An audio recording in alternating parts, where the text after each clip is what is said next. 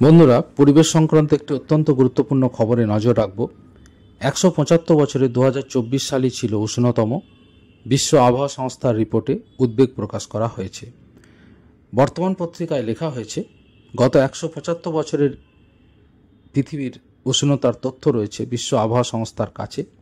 সেসব তথ্য ঘেঁটে WMO জানিয়েছে এই 175 বছরের মধ্যে 2024 সালটি ছিল সবথেকে উষ্ণতম। রবিবার ছিল বিশ্ব আবহাওয়া দিবস। তার প্রাক মুহূর্তে বিশ্ব আবহাওয়া সংস্থার এই চাঞ্চল্যকর তথ্যটি প্রকাশিত হয়েছে গ্লোবাল ক্লাইমেট রিপোর্টে।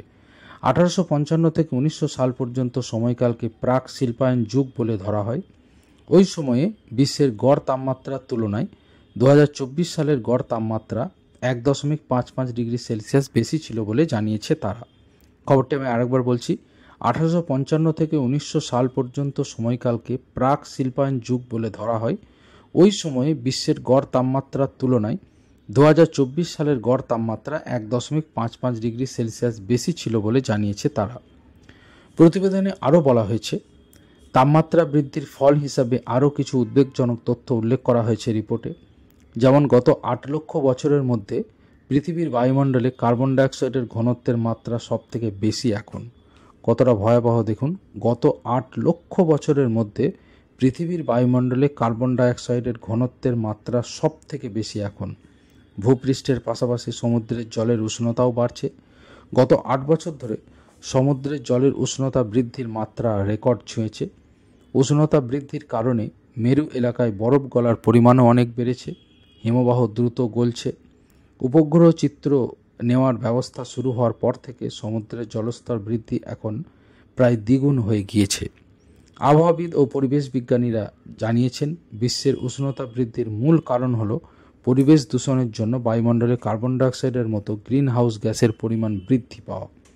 কয়লা, তেল প্রভৃতি জীবাশ্ম জ্বালানির ব্যবহার বাড়ার কারণে গ্রিন হাউস গ্যাসের উপস্থিতি বাড়ছে।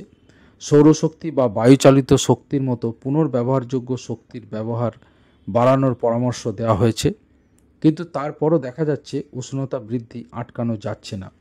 এল নিনো পরিস্থিতি বেশি সময় ধরে থাকার জন্য উষ্ণতা বাড়ছে। প্রাকৃতিক দুর্যোগেও এই কারণে বাড়ছে বলে রিপোর্টে উল্লেখ করা হয়েছে।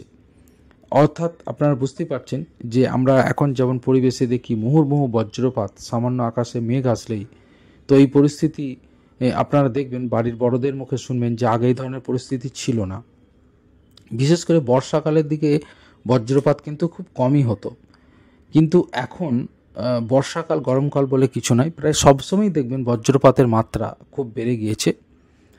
এবং এই প্রাকৃতিক দুর্যোগের বেশি হওয়ার কারণও কিন্তু পরিবেশ দূষণকেই দায়ী করা হচ্ছে।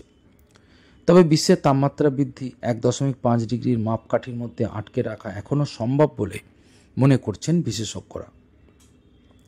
কয়েক বছর আগে বিশ্ব নেতারা প্যারিস চুক্তিতে এই মাপকাঠি নির্ধারণ করেছিলেন।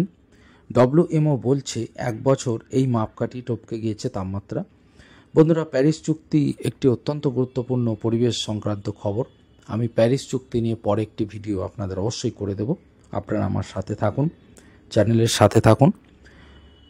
প্রতিবেদনে আর পরে লেখা হয়েছে যে প্যারিস চুক্তিতে যে লক্ষ্যমাত্রা ধার্য করা হয়েছিল, এখন সেই লক্ষ্যমাত্রার বাইরে চলে গিয়েছে তাপমাত্রা। বিশ্ব আবহাওয়া সংস্থার সেক্রেটারি জেনারেল সিলেস্টি সাউলের কথায়, আমরা যে নিজেদের জীবনের ঝুঁকি ক্রমশ বাড়িয়ে চলেছি, এটা তার সতর্কবার্তা। অর্থাৎ বিশ্ব আবহাওয়া সংস্থার সেক্রেটারি জেনারেল সিলেস্টি সাউল বলেছেন যে আমরা কিন্তু আমাদের নিজেদের ঝুঁকি বাড়িয়ে চলেছি। তো বন্ধুরা, বুঝতেই পারছেন পরিবেশ সংক্রান্ত এটা অত্যন্ত গুরুত্বপূর্ণ খবর কারেন্ট অ্যাফেয়ার্সের জন্যে, যে এই তথ্যটা বিশেষ করে যে প্রাক শিল্পায়নের পরে তাপমাত্রা কত বেড়েছে 2024 সালে, সেটি কিন্তু 1.55 ডিগ্রি সেলসিয়াস।